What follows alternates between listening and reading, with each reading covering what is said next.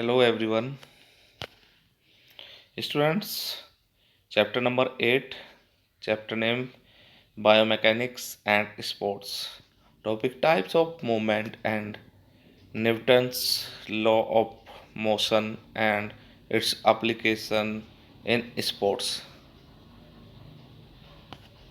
Students सबसे first बात करते हैं हम टाइप ऑफ मूवमेंट्स की।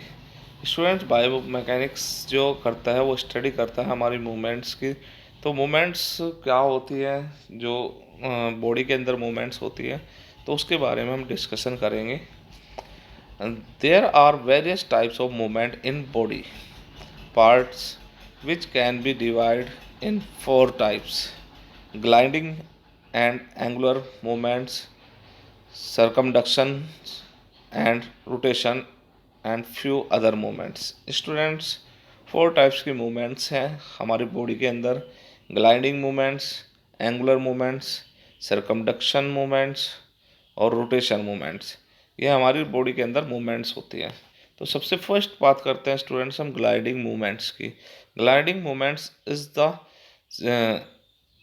simplest kind of movement that can take place in a joint one surface, gliding or moving over another without any angular or rotator movement।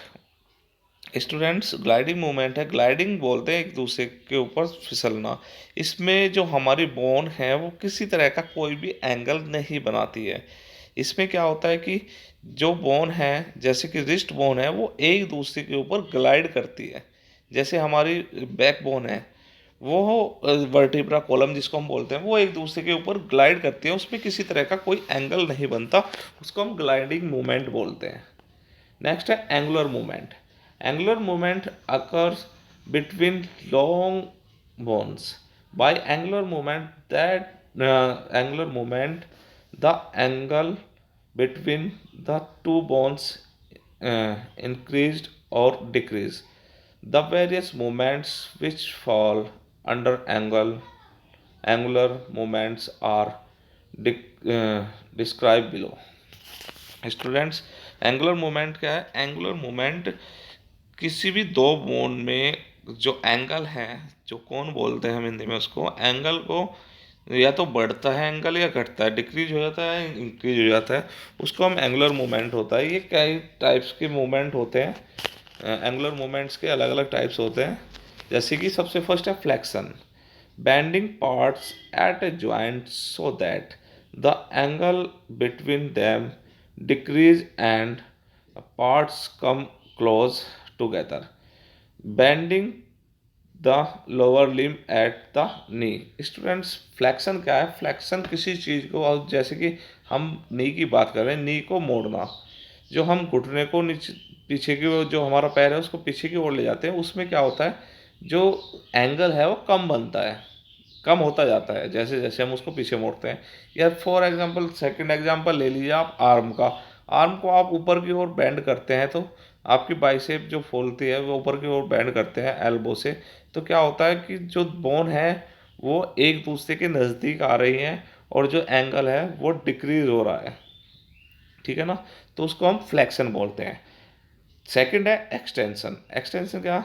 Strengthening parts so that the angle between them increase and parts moves uh, further apart, strengthening to lower limb at the knee। Students, अगर हम नी को नीचे खोलते हैं या hands को हमने जो बैंड किया है उसको हम खोल लेते हैं, ठीक है ना, तो वो एक्सटेंशन कहलाता है। जो बाजू होती है उसको फैलाना एक्सटेंशन कहलाता है। उसमें क्या होता है, एंगल बढ़ता जाता है, ठीक है ना। जो एंगल कम, फ्रैक्शन में एंगल कम होता है और एक्सटेंशन में एंगल ज़्यादा होता है। तो ये दो मूवमेंट हो गई एंगुलर मूवमेंट की, ठीक है ना। इसमें एंगल बढ़ेगा। हम जब अपनी बाजू को मोड़ते हैं तो वो फ्लेक्शन होता है और उसको फैलाते हैं तो वो एक्सटेंशन होता है।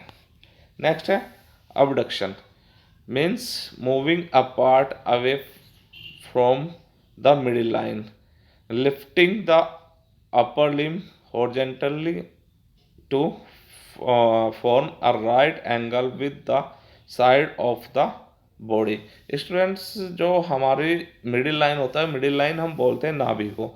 अगर कोई भी बॉडी पार्ट नाभि से दूर जा रहा है, जैसे अपर लिम, हैंड्स हमारी बॉडी से दूर जा रहे हैं, तो उसको हम अबडक्शन बोलते हैं। उस मूवमेंट को हम अबडक्शन बोलते हैं। और अगर वही पार्ट, जैसे हमने बाजू साइड में ऊपर उठाई है, तो उसको हम अबडक्शन बोला। अगर बाजू को हम नीचे कर लेते हैं, जो मिडिल लाइन के पास आ रही है, उसको हम एडक्शन बोलते हैं। ओके स्टूडेंट्स, जो हमारी बाजू हमने ऊपर उठाई है, अगर हम ऊपर उठाते हैं, अपनी बॉडी से दूर ले जाते हैं बाजुओं को, तो अबडक्शन हो गया। अगर उसके नज़दीक लेके आते हैं तो एडक्शन हो गया। नेक्स्ट है सरकमडक्शन।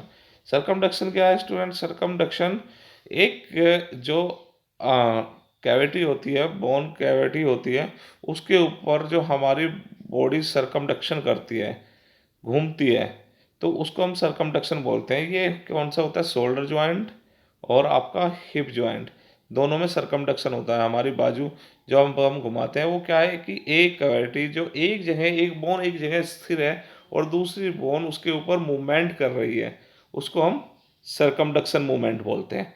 नेक्स्ट है रोटेशन। रोटेशन क्या है? किसी भी एक पर्टिकुलर बोन के ऊपर चारों ओर घूमना, रोटेशन बोलते हैं, उसको हम रोटेशन बोलेंगे। इसमें जैसे कि हमारी नेक है, नेक में हमारी जो मूवमेंट होती है वो सरकमडक्शन मूवमेंट होती है, सॉरी रोटेशन मूवमेंट होती है। क्योंकि जो हमारा पिवट जॉइंट होता है, इसको हम पिवट जॉइंट बोलते हैं। जो गर्दन का जॉइंट होता है पिवट जॉइंट, इस पर हमारी जो मूवमेंट होती है वो रोटेशन मूवमेंट होती है। हम जब एक्सरसाइज करते हैं उसमें हम बोलते भी हैं कि side to side rotation, upward, backward, full rotation, half rotation, neck neck full rotation, neck half rotation, तो वो रोटेशन होते हैं। ओके, ये क्या है? एंगुलर मूवमेंट है students.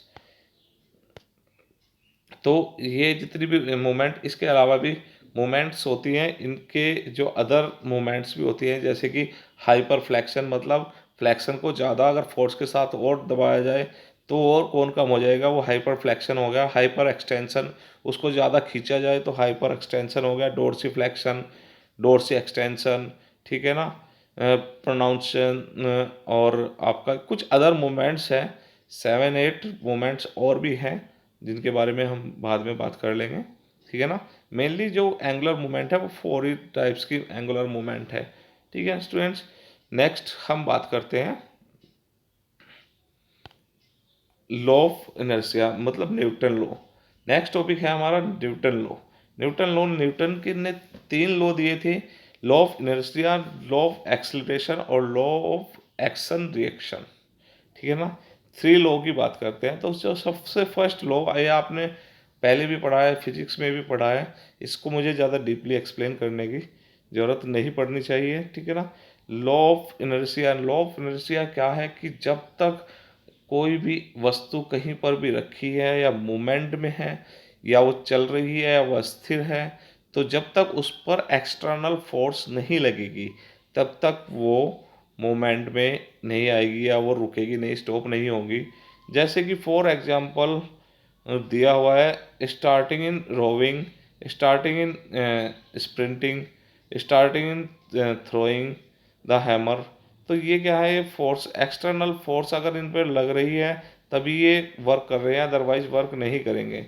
Sprinting in, starting in sprinting, starting in rowing, starting in hammer throw, ठीक है ना। इन पर एक्सटर्नल फोर्स। अब बात आती है कि अगर हम हैमर को थ्रो कर देते हैं, वो कुछ देर बाद नीचे आगे गिर जाता है, तो वो इनर्शिया का एग्जाम्पल कैसे हुआ? वो इसलिए हुआ कि अगर उस पर एक्सटर्नल फोर्स ना लगती तो वो नीचे नहीं आता। उस पर एक्सटर्नल फोर्स क्या लगी हुई है? उस पर एक्सटर्नल फोर्स एयर रेजिस्टेंस उस पर लगा है, तभी वो नीचे आया, वो एक्सटर्नल फोर्स हो गई। ओके स्टूडेंट्स, एग्जाम्पल ले लीजिए, बॉल एक ग्राउंड पर पड़ी है, रखी हुई है, जब तक हम इसको किक नहीं करेंगे या इसको पुश नहीं करेंगे या इसको हिलाई डुलाएंगे, कुछ इस पर एक्सटर्नल फोर्स नहीं लगेगी, तब तक ये झुके तो रखी रहेगी। एक्सटर्नल फोर्स उसको हम हाथ से, पैर से, हवा से किसी ना किसी तरह उसकी मूवमेंट को करेंगे, तभी हम उसको हिला पाएंगे, नहीं तो वो अपनी एक स्थिर पोजीशन में रहेगी। इसको हम इनर्शिया बोलते हैं, ठीक है ना। नेक्स्ट है एक्सेलरेशन। एक्सेलरेशन क्या है कि एक्सेलरेशन वो चीज़ है कि मोमेंट जब हम किसी एक ऑब्जेक्ट को हिट करते हैं, अगर उसका मास ऑब्जेक्ट का सेम है और हम अलग अलग चीज़ से हिट करते हैं तो उसकी जो फोर्स है वो ग्रेविटी फोर्स अप्लाई होती है उस पर, वो अलग होगी, ठीक है ना। या किसी एक पर्टिकुलर चीज़ से हम अलग अलग मास पर हिट करते हैं तो उसका जो डिस्टेंस कवर करेगा वो अलग अलग करेगा, ठीक है ना। उसको हम एक्सेलरेशन कर बोलते हैं कि जो एक्सेलरेशन है वो मास पर, बॉडी ऑफ मास पर डिपेंड करता है, ठीक है ना। तो उसको हम एक्सेलरेशन बोलते हैं। ये किस तरह से अप्लाई होता है कि देखो फॉर एग्जांपल ले लीजिए आप, अगर क्रिकेट जो फुटबॉल है उस पर हम किक कर रहे हैं तो फुटबॉल का वेट क्या है उस पर हम किक कर रहे हैं, उसका वो अलग डिस्टेंस पर जाएगी। और हम जो बेसबॉल है, बेसबॉल में हम जो हमारा वो होता है क्या नाम, बेसबॉल बैट जिसको हम बोलते हैं, उससे बॉल को हिट करते हैं वो तो ज़्यादा डिस्टेंस पर जाती है। तो ये डिपेंड करता है मास पर, कितना मास है, उसका कितना वेट है। इसका फॉर्मूला भी होता है F × ma, ठीक है ना। सबसे मेन सिंपल वर्ड है, the more force the more acceleration. जितनी ज़्यादा फोर्स उतनी ही ज़्यादा एक्सलेशन, वो किसी ऑब्जेक्ट के थ्रू हिट किया जाए या किसी बॉडी के थ्रू हिट किया जाए। ओके, नेक्स्ट है law of reaction. Law of reaction क्या है? अकॉर्डिंग टू दिस लॉ, इसमें क्या होता है कि लॉ ऑफ रिएक्शन पे जितनी फोर्स हम किसी वस्तु पर लगाएंगे वो भी हमारे पर इतनी ही फोर्स लगाएगा, लेकिन जो उसकी डायरेक्शन होगा अपोजिट डायरेक्शन में वो जाएगा, ठीक है ना। इसको लॉ ऑफ रिएक्शन बोलते हैं, एक्शन रिएक्शन भी बोलते हैं। जैसा एक्शन उस पर ऐसा ही रिएक्शन, लेकिन उसकी जो डायरेक्शन है वो चेंज हो जाएगी, ठीक है ना, फोर्स के कारण, ठीक है। जब हम किसी चीज़ को पुश करते हैं वो भी हमें पुश करता है। हम ग्राउंड पर दौड़ते हैं तो ग्राउंड भी हमें पुश करता है ऊपर की ओर। स्विमिंग करते हैं, हम वाटर को पुश कर रहे हैं, पीछे की ओर धकेल रहे हैं, वाटर हमें आगे की ओर धकेल रहा है स्विमिंग में। जैसे बैकवर्ड और एक्शन, ठीक है ना, वाटर बैकवर्ड एक्शन, ठीक है ना, वाटर फॉरवर्ड रिएक्शन, ठीक है ना। तो ये क्या होता है, एक्शन रिएक्शन होता है।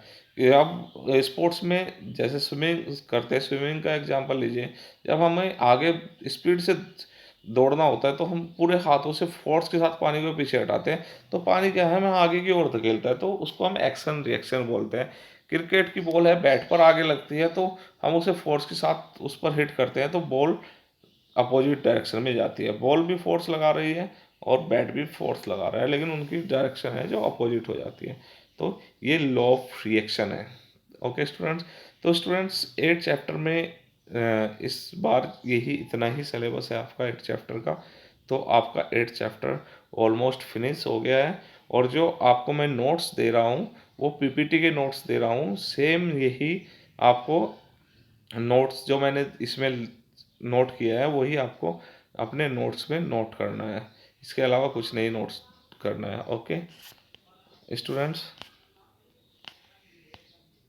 तो ये देखो इसमें एग्जाम्पल भी दिया है, का दिया है, जब हम गोली छोड़ते हैं तो बुलेट भी उसको पीछे को धक्का लगाती है।